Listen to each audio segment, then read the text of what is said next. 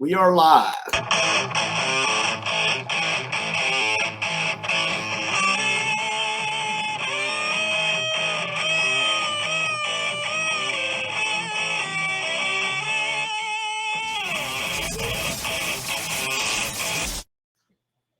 Stay tuned, stay tuned, stay tuned. Me with the coach, John Britt. And I'm here with the vet, Mr. Ian Griffin. What's going on, man? Man, I'm just trying to make it through the weather around here, man. It's raining like crazy. I feel like I'm in Liberia again. And just getting through this spring weather, getting my allergies all up there, I guess. So I don't know. How about you, Coach? Oh, yeah. Yeah, it's been raining here all day. It's been crazy storming. And but anyway, I want to get started tonight. Look down below. Have our first two-time guest from Pittsburgh, Texas, Mr. Alan Bailey. Look at that. There he is right there. Good evening. Yep, glad to be here. Yes, sir. Glad to have you. Throw us a picture. Oh, look at here. Look at that. You know, wow. Ian said he needed a picture, and I thought this would be fitting. Me and my wife, as of last week, I've been married to this beautiful woman for 31 years. How she put up with 31 years, I don't know. I don't know, Alan. I don't know on that. But we got two great sons, and hopefully do about 31 more. I tell you what, I want to say this much. That family, the Freeman family, is some of the greatest people in Pittsburgh. I tell you that right now. I just went and saw last year, Daryl. I went over, had a bye week, and I went and saw Daryl's son play at Pine Tree. And you're talking about just a great father, great kids, great family. I mean, hey, I tell you what, that daddy knew exactly how to parent them kids. Yeah, and I've watched him do it, so they don't get away with much. So, Coach, I got a good friend of mine here. At the bottom. So I got Mr. DeMarcus Eagleton, who allowed me to ride with him in Afghanistan when we were there together, and we were stationed in Germany together. And so, DeMarcus, welcome aboard to the Coach and the Vet. Tell us what you got here a little bit real quick, and I'll throw some pictures up after that. All right. Yeah, glad to be here, man. It's one of my favorite leaders, if not the favorite leader while I was in the military. And, we made a lot of good memories. A whole lot of good memories. Not too many bad ones either. Man, look at that young stud. Oh, yeah. I was in my prime right there. Wow.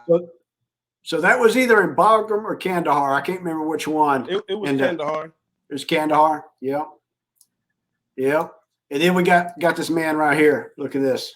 Look at that family. Beautiful girls. Oh, that's priceless right there. Well, DeMarcus, we're looking forward to having you on here, and you and Alan both, and we're just excited. And so one thing that a lot of people don't know about DeMarcus Eagleton, let me tell you this here. I'm going to throw it out. You didn't know this is coming. But DeMarcus Eagleton, Alan, we have morale welfare things going on at the post and everything, especially downrange to keep everybody's morale up. We sit here and DeMarcus Eagleton was the Kandahar and I think Bagram Madden champ down there. I mean, he would let them get scores and just yawn at them and then beat them like halfway through, like it was done. Go ahead and tell us a little bit about that real quick, DeMarcus. I actually still have that plaque. And like I said, I've been remodeling my house, so I don't know where it's at, but I still have that plaque. I've always been good at video games, especially football. It's been my sport. I've always been good at reading defenses and breaking them down and finding little cheeky ways to get around on the video game. But it was fun. And at the MWR thing, it was big. And I actually had one good competitor. He had me worried because I let him score too much on me, but I had to win it all. I'm sure there's not too much trash talk. I'm sure there's not too much trash talking in the military. Oh, there was some good trash talking. It's just some of them, sometimes you're going to get some of your leaders and you got to kind of watch what you say. You don't want to cross that line. Oh. Okay, so Coach, we're going to throw it off to you. Let's get started tonight. Well, I'll tell you what.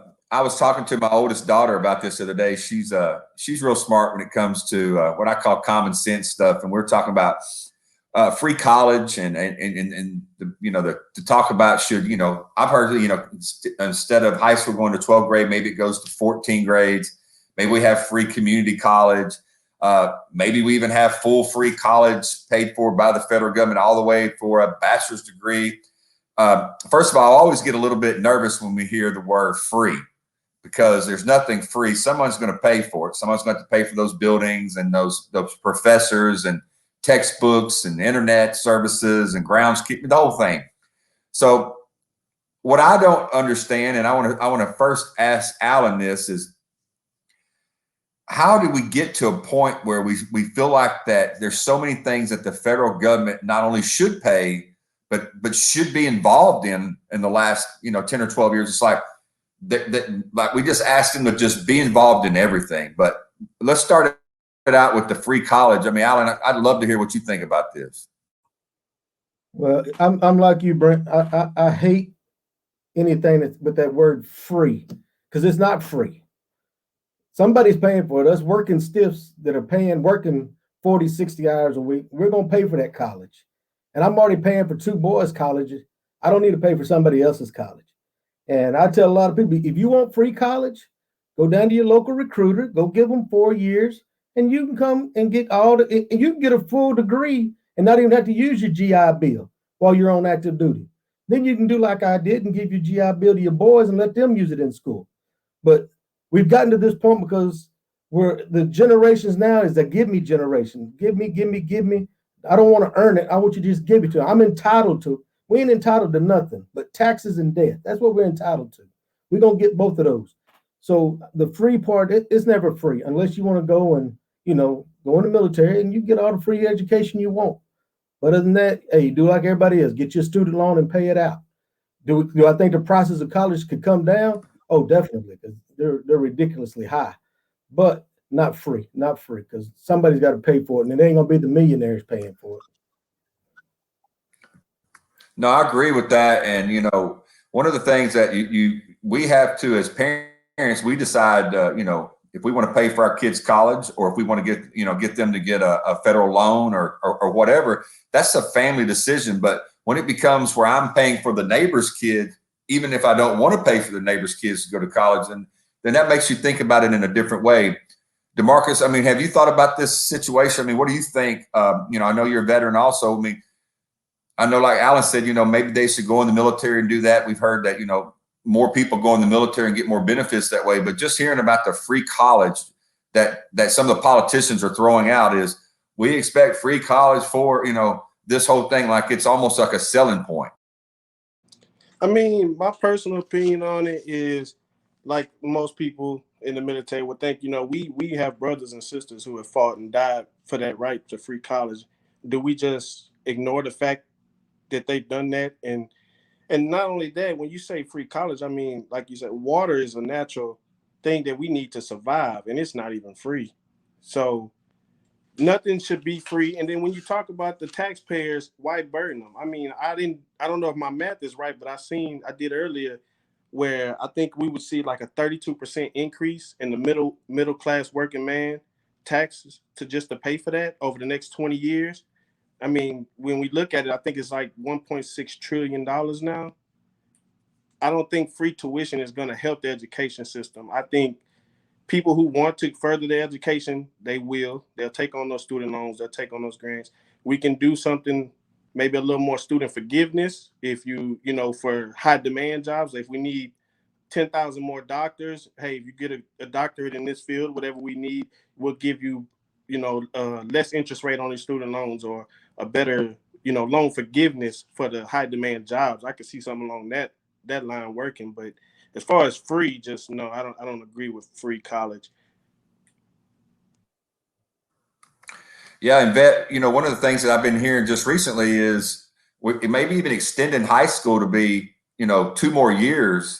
I mean, if you look at it, the way that the academic world works now is that 2 more years would be an associate's degree. I mean, there's not really much an associate's degree is going to get you now, when the bachelor degree is kind of the standard if you're going to go get, an education outside of, high school. I mean, trade school is totally different, or military is different. But if you're looking at going in for an extra 2 years, are we just coddling kids for another 2 years so they can sleep on mom and dad's furniture? I mean, most, generations in the past, by the time you were 18, 19 years old, your butt was out of the house. And now we're going to leave them there until they're 20, 21. And they're bringing beer in the house because they're legal. I mean, tell me, Bet, where's. Yeah. So I often wonder about that, because if you add 2 more years to it, make it a 14-year curriculum, I think you have a great point. The trade industry itself is an industry that is really resurfaced tremendously. You want to be a welder, auto mechanic, get some mechanic, and a life skill like a nurse, an RN, and things of that nature, a health aid specialist, and all those fields like that right there, they're taking off like crazy. Because why? Because they're always around. You will always need them. You cannot you can't make them go away, and they're underappreciated. But to force everybody, and you look at some of the challenges we have, and you remember when we were in school, when I was a senior, all I wanted to do was never go to school again. I just wanted to leave and never go to school again. And then finally my dad said, what are you going to do? I'm like, I'm going to stay here, Dad, and work my butt off and buy apartment furniture while I'm here and live under your house. He goes, no, you're not. You're going to either go to college or you're going to move out. One of the two. Oh, shoot, I guess I'm going to college, And there's so many kids that are going to sit there and just go, why would I want to stay in school, 14 years? You think about then, if we change that top tier, and what would you call that? Would you call the 12th grade? Would you call that still the high school? And the other 2 years, just junior college taught at the high school? Is that what you call it, or what? I don't know.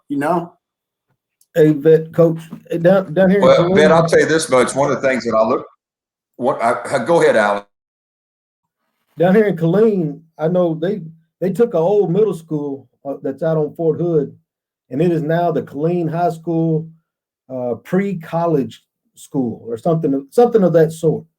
So you got kids that go to school out there all day. They've already met their criteria at the high school level, but they're still in high school, and they're graduating from there with an associate's degree before some of them even graduate from there before they graduate high school. So then they go on to college to do, whatever their degree plan is, but they already got the associates done before they ever leave high school.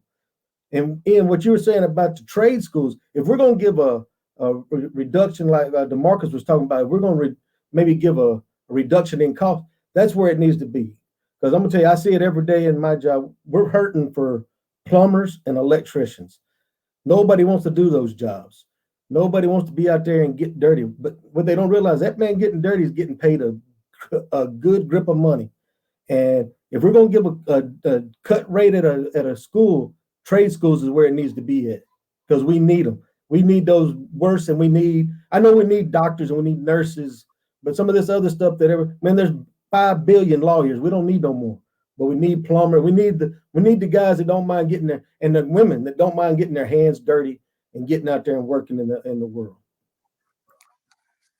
Absolutely. And one of the things that I was looking at looking at what we're talking about, what's the cause and effect of our education system? We're ranked 37th in the world right now in math.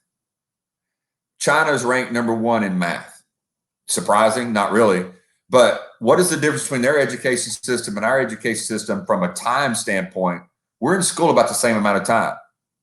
The difference is the education system and the curriculum that they have there and what we have here is totally different. We don't want to put pressure on kids here in America because we've been coddling kids now for the last 10 to 12 years. What we need to do is prepare these kids for the real world they're going into, which is a cutthroat business where you need to know math, you need to know skills, and need to know, certain things instead of freaking humanities and basket weaving 101 and padded room 101. What we got to do is, if we want to get up from 37 close to the top 10 again, we're going to have to start matching some of these other countries and what they do. And it's called, they put their kids in a position to have to be, better. And we are scared to death to make our kids better for some reason. And we want to coddle them and make sure they're okay. Baby, is it okay? No, baby, do your damn homework. You know, we've got to get out of that mentality. So, hey, go ahead, DeMarcus. Sorry, Major. Coach, I wanted to touch on that because down here in Southeast Texas this week, we're doing the standard public school testing. I think it's called the STAR test now here in Texas. And my daughter, she's like, why do I got to take this test? You know, if I'm not, my daughter's 13 years old. She kind of knows what she wants to do. She wants to go into business. And I know that changes when you get in high school, but she says, I'm not going to use none of this stuff when I get out of school. I want to own my own business and I want to chase this dream. And I say, well, baby, it's just part of the curriculum you have to go through. So take what you will need from it and you know, and do it. And me and my wife have actually talked about trying to pull my daughter out of public school and putting her in some kind of school that, you know, focuses on business and economics and stuff of that nature, since that's what she wants to focus on at an early age. Like when you say free tuition, I mean, you can look at the public school system and see that charter schools and private schools are doing way better for a number of reasons. But I wanted to bring this up earlier before we get off the topic is you're going to overwhelm these professors. You're talking, what, 27% increase in college enrollment, and you're going to have students just grazing by because the professors are overworked and they can't keep up. Yeah. Yeah, and that's one of the things now. You can't even hardly get people to want to be teachers anymore for more than one reason. Number one, I'm an educator myself, DeMarcus. Alan and the vet know that. And I don't get paid a lot of money. And you don't really teach for the money. But I'm saying we already have headaches. We've got teacher issues. We have curriculum things that we have to deal with the STAR testing. Everything we do now is based on getting them prepared for the test. And then you got to deal with parents that don't parent anymore. And you're looked at as a bad guy. You've got all these things you can and cannot say in school anymore. It's not a job that most people want. And you're right. You're limiting the amount of teachers in the workforce. Then there you're going to start adding 25% more kids. I mean, come on now. It's not going to work that way, Vet. So one thing I want to say, Coach, is you brought up that we're ranked 37th in mathematics. Okay. What I'd like to know is of what's above us, 37, you know, it's kind of like an NFL stat. This is the 37th ranked cornerback. You know, he has 4 interceptions and all the ones above him only have 5 interceptions. Is it that difference, or is it he has 4 interceptions and all the ones above him have 8 or more interceptions? You know what I'm saying? That's kind of I think that needs to be told for us to understand it completely fully. You know, I don't disagree that we probably suck at math because I suck at math, to be honest with you.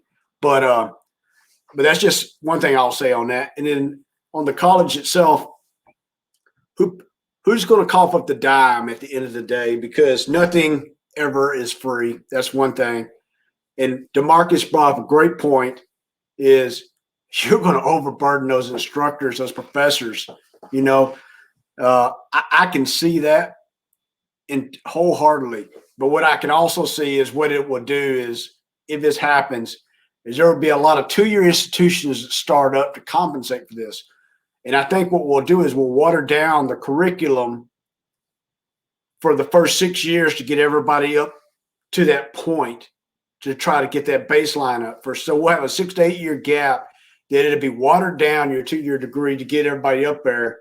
And then we'll finally have to increase the standards. And then they'll come out trying to say something like we need a special test for the 2-year degree, like the STAR test or something like that, Coach. That's what I got. So go ahead. Well, I think this is a great topic. I mean, thinking about free college, just like Alan said, nothing's free.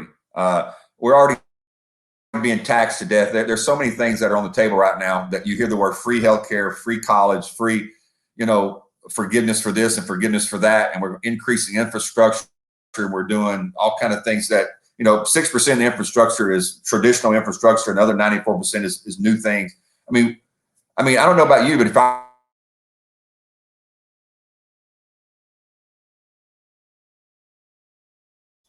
I think we're losing the coach. Go ahead. About $30 trillion in debt, and then we're going to go more. I mean, I think at some point in time we got to stop this mess. Well, hey, Coach, I think this was a good topic. We got to throw a little presentation up here real quick. So, hey, everybody, come check us out on the coachandthevet.com. Buy some of our stuff if you don't mind, because this is what gets us to go each week. and all this other thing. So check out our little shop on there, and you can see it at thecoachandthevet.com.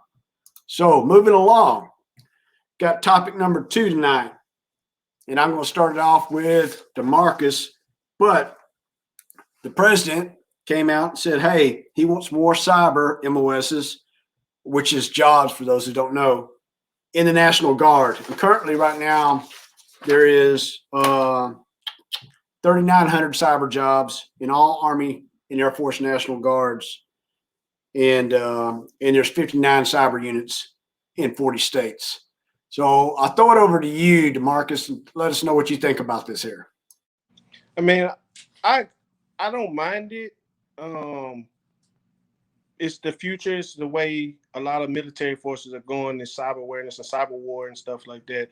So I don't mind it, but I would like to see it on a larger scale, not just, the National Guard or the reserves, more active duty and more stuff, like that. And, why not introduce it to other branches, Navy, Coast Guard, and stuff like that? It just, all branches. Anytime you want to better our military and our defense system, I'm all for it. I just don't know much about it or how they would go about it, so to say. Okay, I got that. So what do you think, Alan? I try to, every time I get ready to come on with y'all, I got to get on the news and try to get caught up. But with the cyber stuff, and this right now, this pipeline getting hacked. Mm-hmm. It's making it hard on my job. We're not feeling it here yet, but I was on a Facebook page here this evening, and there's guys that can't go to work right now because they're out of gas in their towns, and they can't get gas to put in their work trucks to go to work. So I think we do need to fight the cyber battle. Do I think it needs to be done with the National Guard? I don't know. I mean, the National Guard guys, they don't work they're not full-time employees. They only work a couple of, they're gonna protect the cyber system for their 2-week camp every summer. Or I mean, what's the plan? Because they're not full-time. Why not hire some retired cyber, some guys that retired from the military that did that in the military, instead of putting more pressure on the military? We already got enough pressure going to fight battles everywhere, going to protect the borders, going to protect the White House.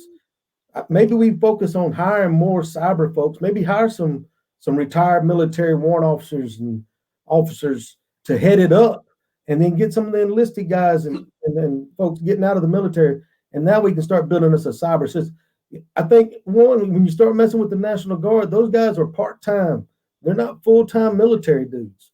Mm-hmm. And, it's just like they had to vet them guys to go work at the White House. They found some dudes embedded in there that they had to kick out because they might have had some ulterior motives.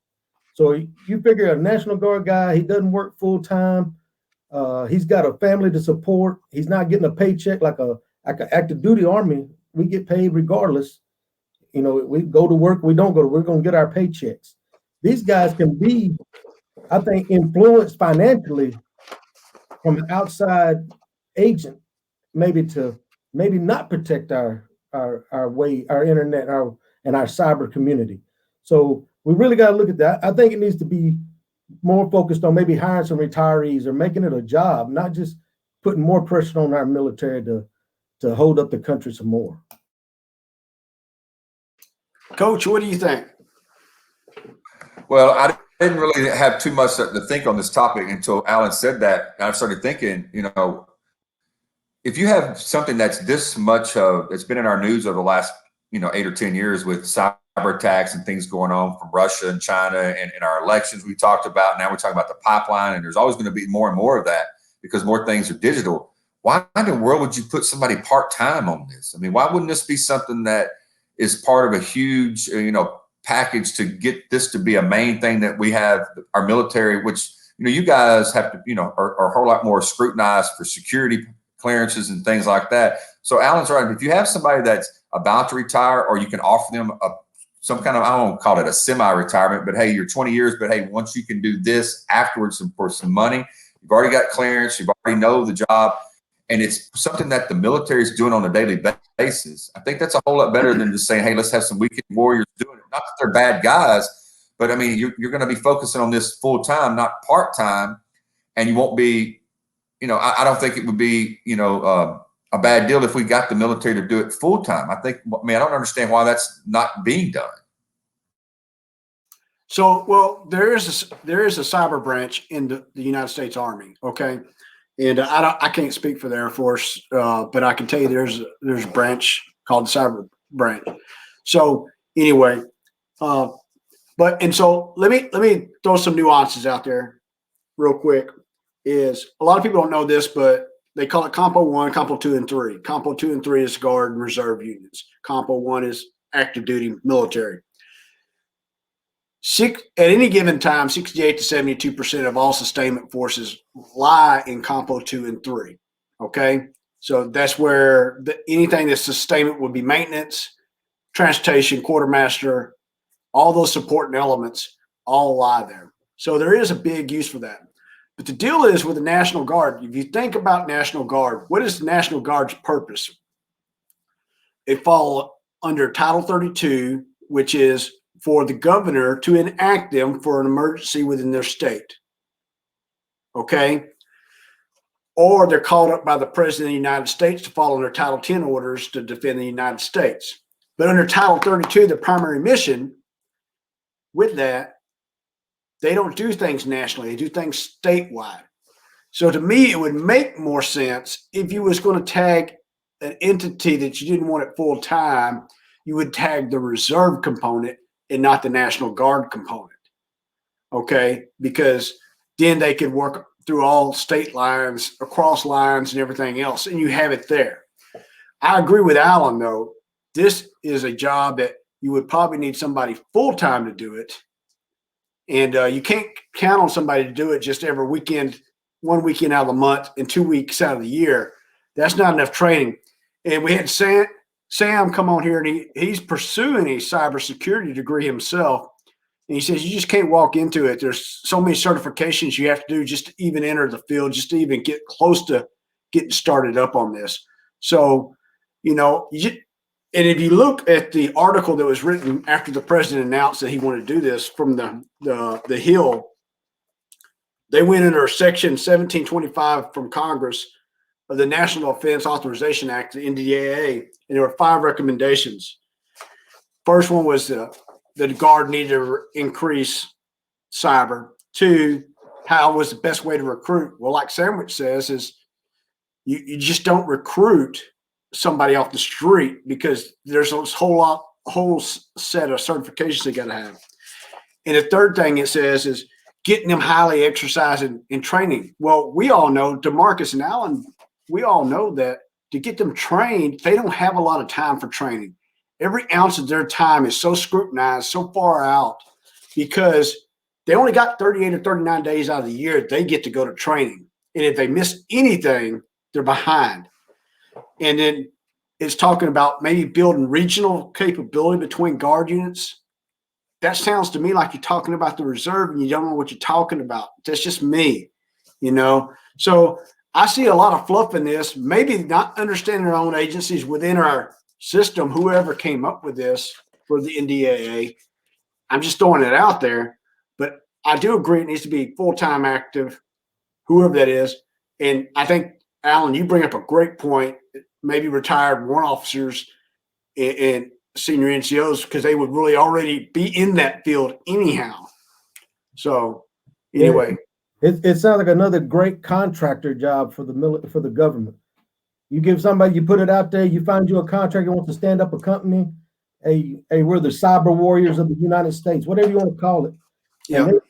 And they go out and they get those warrant officers and them senior guys and those lieutenant colonels and full-bird colonels that were in the military, regardless of the branch. If the other branches got it, you reach across there and you get them retirees, you pay them a buttload of money and they do it full time.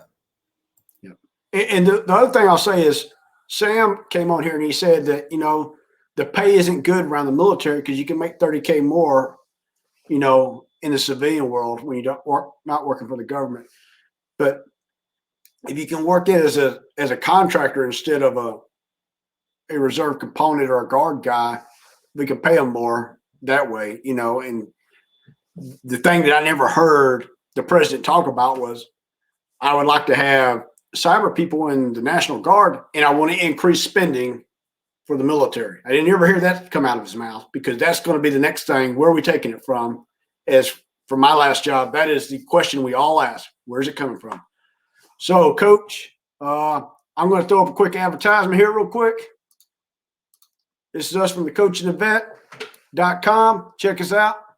Buy some of our stuff, and I'm going to throw this on over to the coach. Go ahead, Coach. Well, one of the things that we've talked about, it's actually we talked about it, you know, in the unit that I work at just the other day, is how there's such a debacle. It seems like with the CDC, like to, you know, give out some kind of recommendation or guideline, and then a week later it's different: 3 feet, 6 feet, 1 mask, 2 masks. You're okay to be vaccinated, not. It's all over the place. It's very frustrating. So the question that we have is, has the CDC lost its relevance? And I don't know if they've lost its relevance, but I think what has happened is some have lost confidence in what the CDC is doing, because from the beginning, the WHO kind of had a set guideline ready for testing, and they decided not to use the WHO, but we're going to start our own and do our own early on, which put a lag in everything. So from the beginning, it seems like there's always been this confidence problem. And then reading more and more about it, guys, it seems like there's politics plays a part in it too. This is a kind of a situation. I know it's hard to keep politics out of something, but this is the kind of place that we don't need politics in. So to ask the question, I'm going to ask it to Alan first. The way that we have it written down here, has the CDC lost its relevance? And then, Alan, you can expand on it however you want to about those guys. Well, I won't talk as much on this one as I did the last two topics. But to me, from what I see on the news, and I don't watch a lot of it, I think the CDC, and you're right, Brent, it's John, the government needs to stay. I know it's a government entity and all that, but we don't need to let Dr. Fauci, that to me, that dude is about as wavy as the grass blades outside. You know, hey, when the other guy was in office, hey, this is great. This is great. When this new guy gets in office, hey, you know what? This guy's got it right. Well, this way we should have been doing it all. I think we change it to whatever makes everybody happy. If the teachers, they started complaining and they, oh, let's lower the mask standards. Let's lower the distance that the kids can be apart. Because we need to get the kids back in the schools. They need to get the kids back in the schools, because the school system wants to get all that government aid money that they might be losing. Even though the Texas governor said that schools wouldn't lose any aid, but it seemed like they were being pushed to get these kids back into the school system, and we lowered the standards just so we could fill them seats. And I think somebody needs, you know, there needs to be a standard put out, and this is going to be the standard. This is where it's going to be, point blank. And I really think the way Texas is doing it seems to be fine. I mean, I'm gonna tell you, I was at the Texas Ranger ball game the other day. Ain't no social distancing going on there, man. I'm gonna tell you right now. It was a packed house, and you were somebody was sitting on both sides right beside you. Now you wear your mask, you take it off to eat and drink, but I'm gonna tell you, after a couple of innings, wasn't nobody wearing masks out there. And I hadn't heard of a big outbreak. I mean, and the Rangers been full stadium since the season started. Ain't been a big outbreak in Texas, and the president was wanting to stop baseball because we can't fill up these bleachers. But back to the CDC, give us a standard. That's all we want, the standard.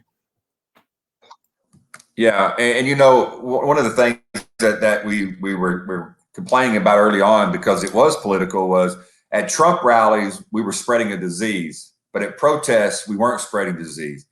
And the mask being the protector of everything, if you have a mask on, we were told that you can protect other people by wearing a mask, but you're also protecting yourself. Now we're hearing that the mask is, even if you're vaccinated, the mask still needs to be worn.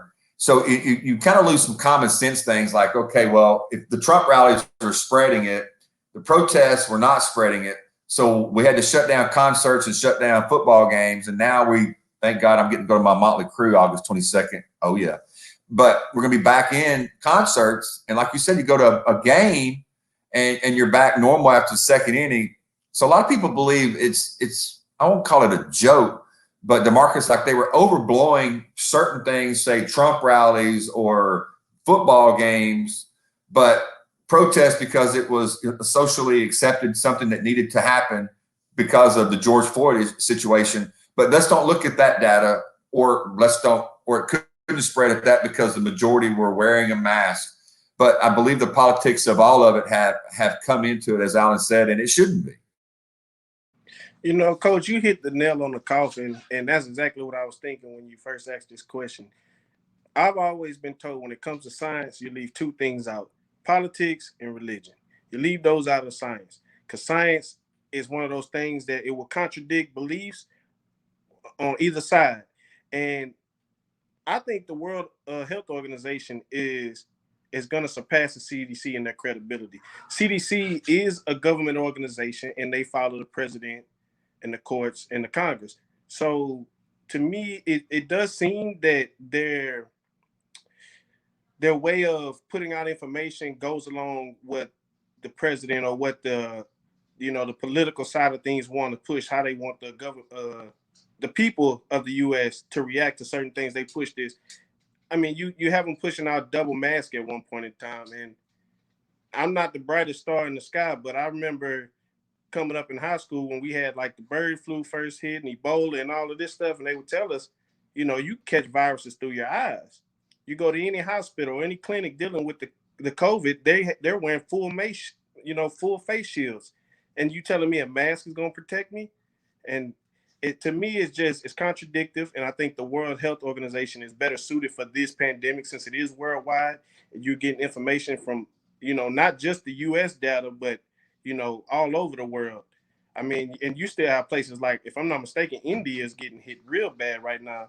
And I just saw on TV that I didn't watch the whole thing because I don't watch much TV, but they had some Vax concert thing live, and they're telling you all about how South Africa's bad and we need help getting the vaccine out there and stuff. And I'm like, but India is way worse than South Africa is right now, and I think it's just an agenda that they push in because, like you said, to cater to people's fear or their needs or what they think they need.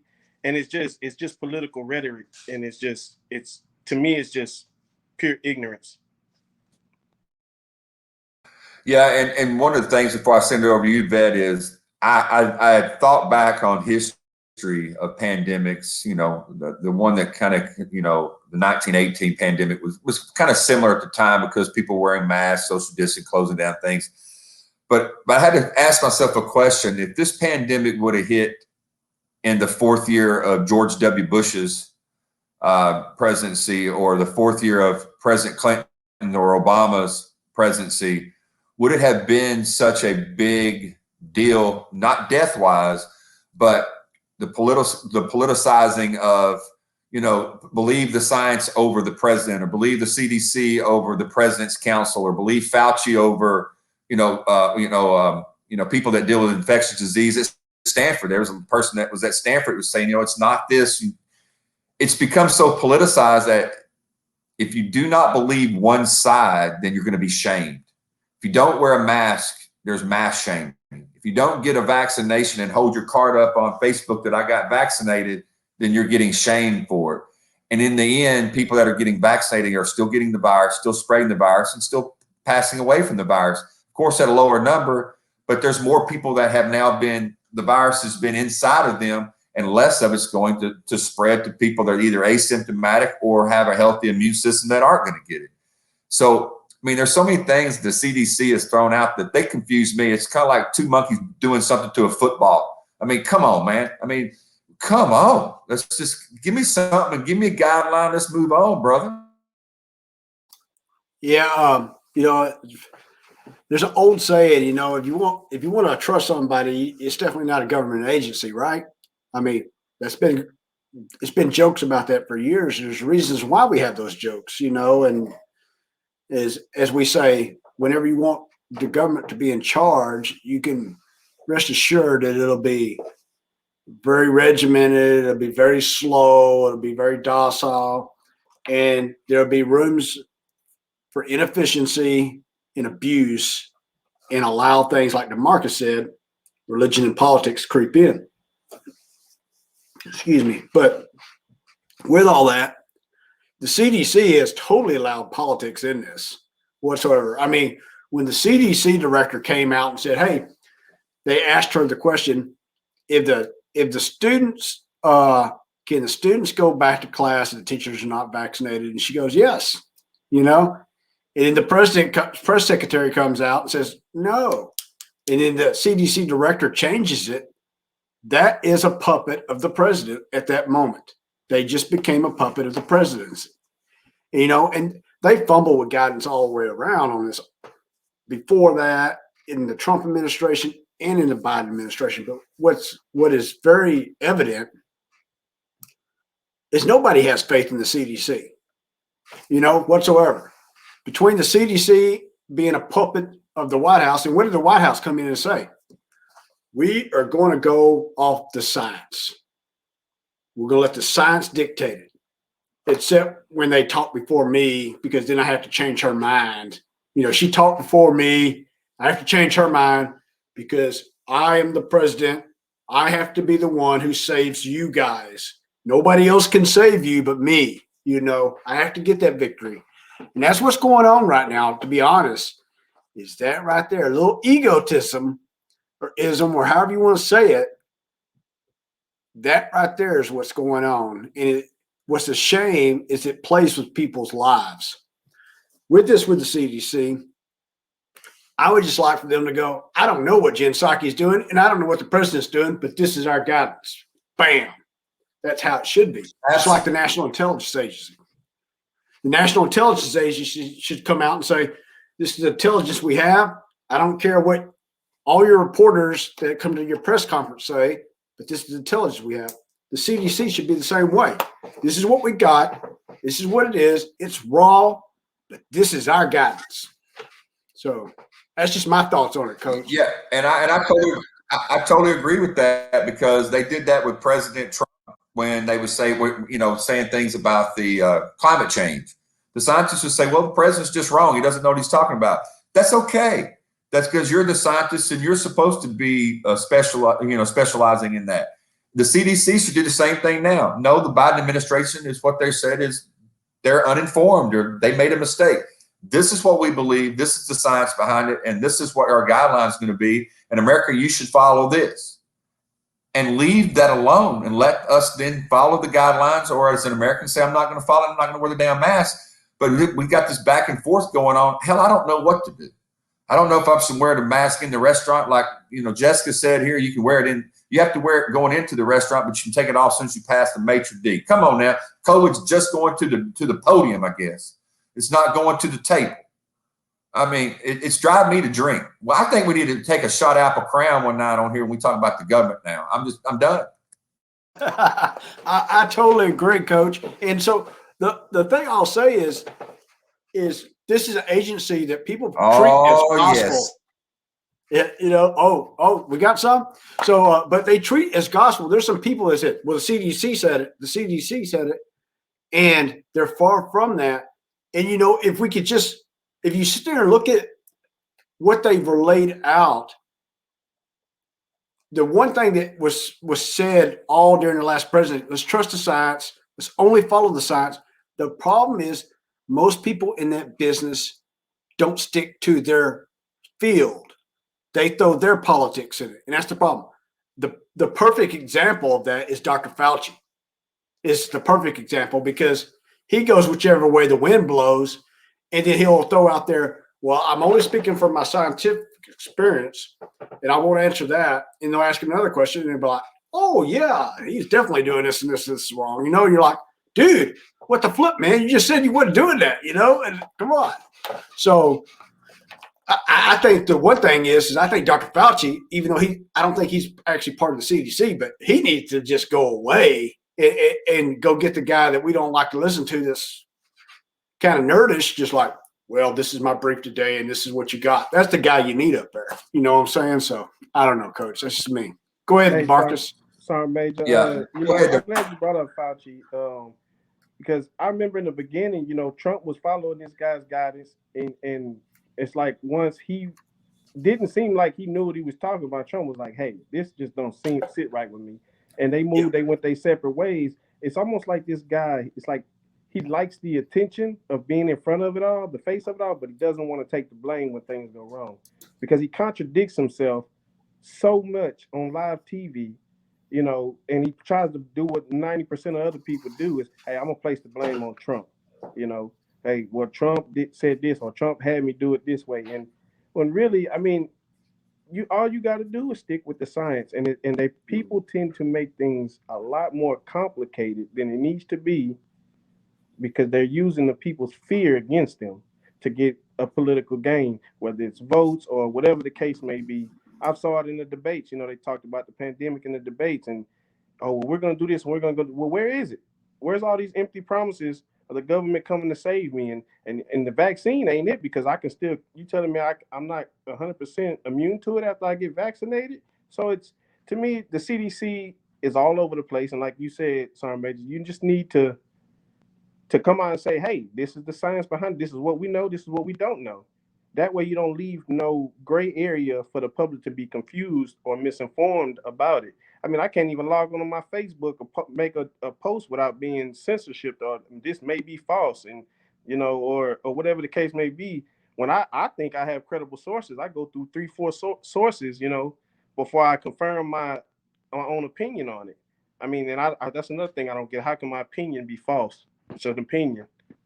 Well, I'll say this to Marcus and Alan, you know this as well. In the military, if Dr. Fauci was one briefing the darn commander, the battalion commander, brigade commander, he had been fired in 6 months. We all know that. He would have, okay, I am not working with that guy no more. No, go find another place to work. You know, he would have been gone. I mean, am I right? I mean, come on. 100%, 100% right.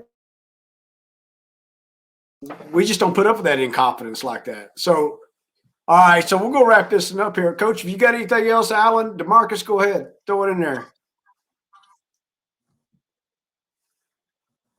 Well, what I want to say to finish up the topic on the CDC is, look, I just think we just need something that it might be time for a new Dr. Fauci. And I'm just saying it that way, just because of a confidence standpoint, because you got, you know, a high percentage of the people aren't really looking at him and feeling confident about it. You also got the CDC, which is a political body that maybe needs to have some changes in the top. So it at least looks like, hey, we have too many messages going out. We need somebody to come in and stabilize it. I mean, sometimes you make decisions in an administration or in a government just because sometimes it needs to look different. It needs to look like somebody's in control. You got a bad coach. Sometimes you need to fire the coach and get a new coach. I mean, you don't just keep the same coach in there because half the people like him and he's going 8-8. It seems like the CDC's going 8-8. They're the Cowboys every damn year. They're going 8-8, and it's pissing us off, Alan. And we need a new dadgum coach, and we got one, and he's still 8-8. But anyway, I think we need some confidence in our team called the American team. What do you guys think? Yeah, Fauci couldn't coach in Texas. He'd have been fired after the first season.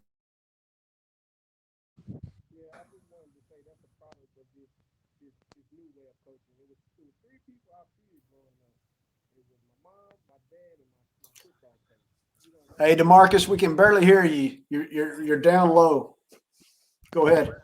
Oh, no, I was going to say, it was 3 people I feared growing up. It was my mom, my dad, and my football coach. And so you're right. We need a new football coach. And maybe the next scientist they put in front of this needs to be a Texan. I don't know. So, Coach, I'll say this about the new CDC director. She just got in that job. I mean, you know, there was a Biden appointee that did that. And then he's like, no, you don't get to go put out that information unless you go through us. I mean, hello, I got to control you, you know. So that's what's crazy about that. So much for transparency, right?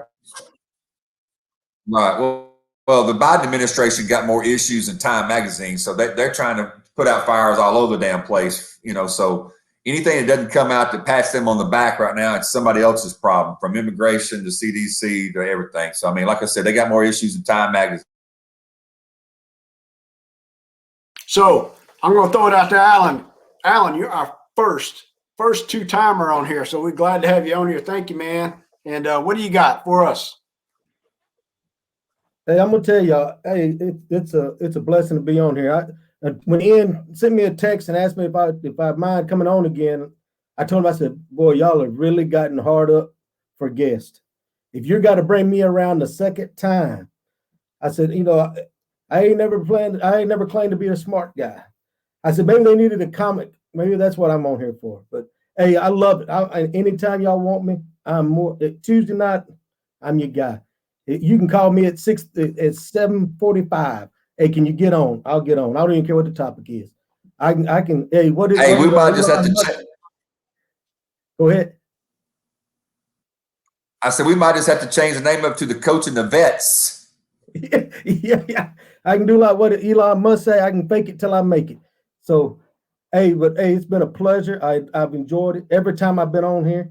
And hey, just keep doing what y'all are doing. It's great. It's great to see two hometown guys doing something and being productive and putting stuff out there. I learned something from Hey, y'all. one of the things I have to. Hey, one of the things I do have to say, I'm looking into the comments down here, Alan, that I don't know if you're looking at, but there's a great lady down here by the name of Barbara Bailey been commenting tonight. We got to say a shout out to Alan's mom, Barbara, great lady.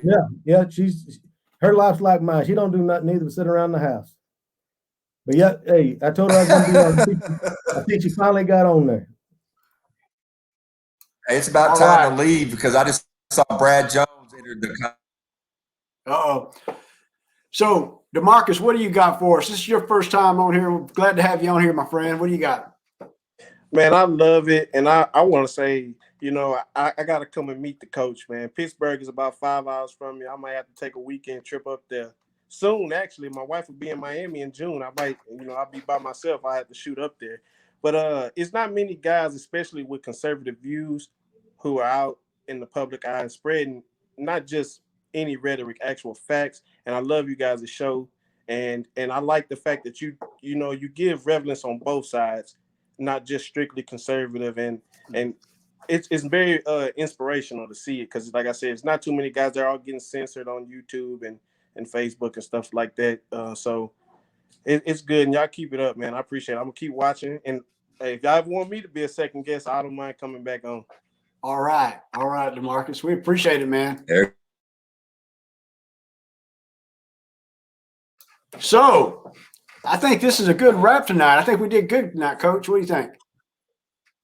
So, from the coach. Hey, man, I totally enjoyed this one. This was great. Uh-oh. And to the vet. It's time to stay tuned, stay tuned, stay tuned. Oh.